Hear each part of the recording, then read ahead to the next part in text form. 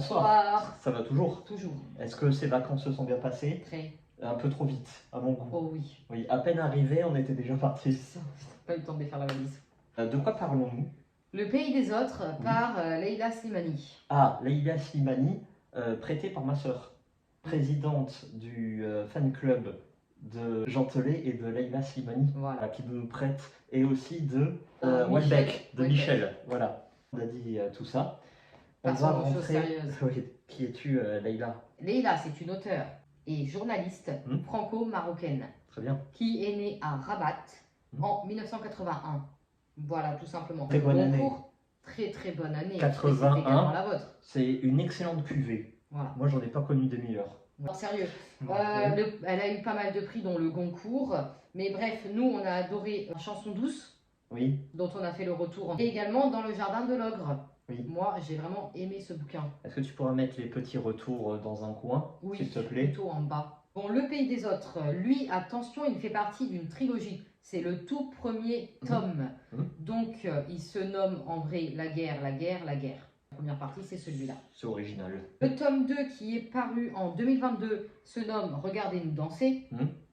Et va venir le tome 3 en 2025, J'emporterai le feu.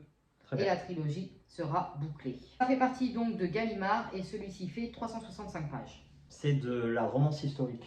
Alors, est-ce que tu veux nous faire le pitch ou j'y vais? Je te laisse l'honneur, je sais juste que ça va parler du Maroc, qu'on va se tourner vers les années 1945 et qu'il y a une fille qui va s'appeler Mathilde.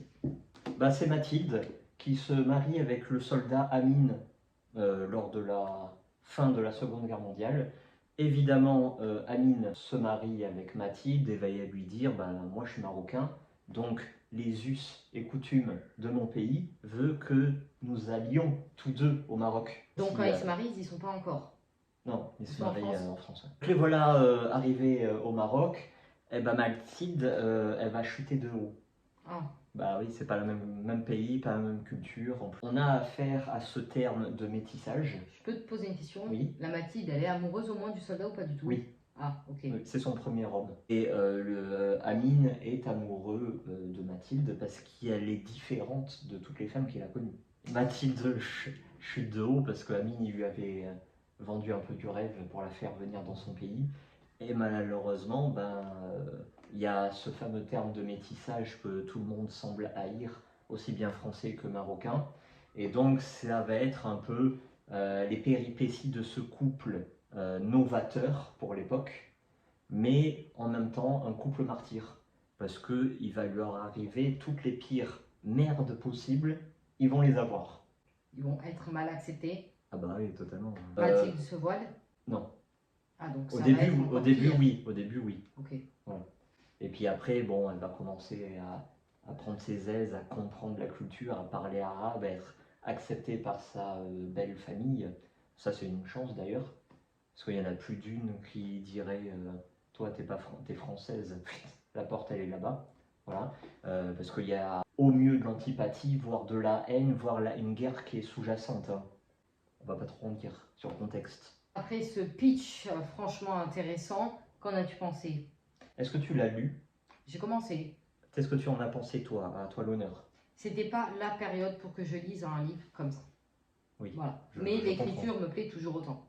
Je comprends tout à fait. Voilà. Je suis d'accord avec toi. Donc je suis passé à autre chose. Ok, très bien. Moi je l'ai lu, bon ça a été dur. Hein. Oh là là. D'ailleurs je l'ai pas fini. Voilà. Pourtant c'est pas de mon habitude de ne pas forcer. On les compte sur les doigts de la main, les livres que tu ne finis pas. Voilà. Moi je suis arrivé jusqu'à la 249e page, la preuve en est. Voilà. Jusqu'à arriver à un coup et je me serais cru sur Netflix 2024 spécial wokisme. Oui, j'ai fait non, ça c'est trop. La goutte d'eau qui a fait déborder le vase. Voilà. Non, bon, il y a caricatural, cliché, ennui. Leila Slimani a une très belle écriture, mais elle a un problème, elle ne transmet pas d'émotion. Je n'ai ressenti aucune émotion, aucune sympathie, aucune empathie pour ces personnages-là. Un peu comme Chanson douce. Voilà, c'est toujours la même chose en fait. Elle a une certaine distance dans son écriture par rapport aux personnages. Et moi, j'ai jamais pris part à leur faits à leur cause. Bon, surtout qu'il y a un enchaînement de faits où tous les malheurs du monde, c'est sur leur gueule. C'est tout pour eux. Même jusqu'à la météo. Au Maroc, il n'a jamais plu. Ils organisent l'anniversaire de leur fille. Pile là, ce jour-là, il pleut. Bon, c'est un peu gros. Puis c'est ennuyeux. Mais c'est ennuyeux. Qu'elle écrit bien. Elle écrit bien, mais c'est ennuyeux. Elle en a raconté. Est-ce que ça détaille quand même pas mal le Maroc? Ah oui, bah oui, totalement. Bon, bah pour ceux que ça intéresse. Ah bah je suis sûr qu'il y en a qui vont adorer, qui ont adoré, parce qu'ils commencent à être un peu vieux, hein. Mais... 2020 celui-là. D'accord, mais moi... alors, j'ai eu une réflexion au tout départ. Une réflexion qui pourtant n'est pas de mon fait et que je n'aime pas, c'est-à-dire me dire c'est un livre pour femmes. Voilà.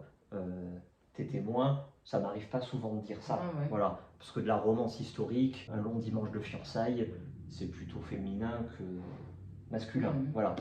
Mais au final, non. Non, parce qu'une romance, je vois pas l'amour là-dedans. Je le vois pas. Il est dit, il est signifié, mais non. Non, en fait. Entre les deux, on dirait qu'ils sont en cohabitation, quoi. Pourtant, tu m'as dit qu'ils étaient amoureux. Oui, c'est ce qu'on nous dit, mais on le ressent pas. Ah oui. On ressent rien. D'accord. Moi, j'ai rien ressenti, quoi, dans ce bouquin-là. Mais ça me l'a déjà fait, ça. C'est pour ça que je dis, il y a une distance dans l'écriture, quoi. C'est certainement voulu. On veut du sentiment, on veut palpiter, on veut prendre fête et cause pour ce ménage, pour cette famille, pour ses enfants. Évidemment, il va avoir des enfants. C'est maîtrisé, ça se voit. C'est peut-être ça. Un peu trop. Oui. Voilà, il faut un peu plus de laisser aller, de lâcher prise. Il faut de la folie. Là-dedans, la folie... ça ne dirait pas de lire le 2003? Ah, vraiment pas. Ok, bon. Ah, alors là... Ah oui, un truc que j'avais dit sur Chanson douce et qui se retrouve là-dedans, c'est que tu peux prendre certains chapitres, tu fais un chamboule-tout, les chapitres partent dans tous les sens, tu les lis et voilà, tu as l'histoire qui continue. Tu vois ce que je veux dire? C'est-à-dire qu'on pourrait changer la place de chapitre, à part les gamins qui prennent de l'âge, il se passe pas grand-chose. Au final, tu peux comme ça indifférencier les chapitres. Ennuyeux. Je l'ai pas fini, je vais pas le noter. Tu le conseilles? Honnêtement, bon, on conseille, enfin moi perso, Dans le jardin de l'ogre. Désolé. Top. Ouais. Et bon, Chanson douce aussi. Chanson douce, Thierry d'Infériel. Ouais.